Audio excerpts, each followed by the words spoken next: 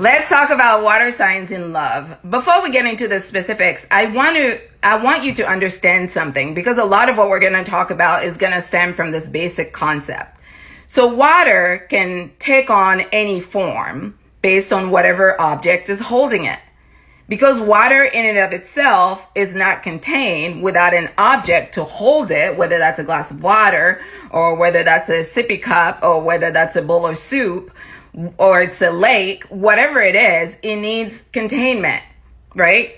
And then water is also very sensitive. So when you have somebody that has a hard time setting boundaries or understanding boundaries, meaning where do my feelings begin and where do their feelings start, or where do my desires begin and where do their desires start, it can be really hard to get connected in a loving relationship with somebody that's going to respond to your needs if you don't even know what your needs are most of the time.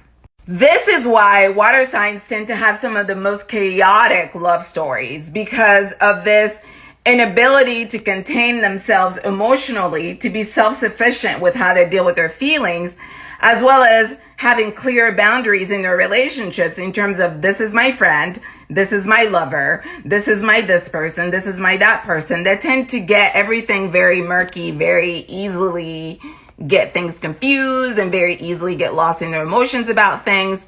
And it begins to be very hard for them to pull apart what's what in the aftermath, when everything falls apart inevitably. But the plus side is, these people are very good at knowing who to trust and who not to trust in most cases.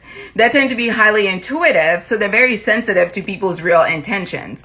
Scorpio in particular can read your intentions like the newspaper. Like, darling, just by looking at you, they're just, that's it. That's all they need. Just come around. Come around, Cancer. That's all they need. Pisces already knows about you before you open your mouth. They're just entertaining you. And in the case of Pisces, they tend to be very forgiving of people. So they allow a lot of things to slide that normally, other people wouldn't let slide. That's how they get themselves in trouble. But it's not because they don't know. They know.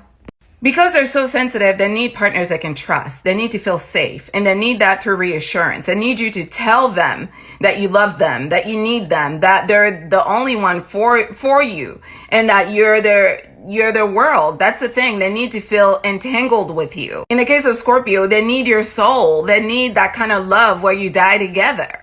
They need it to be deep.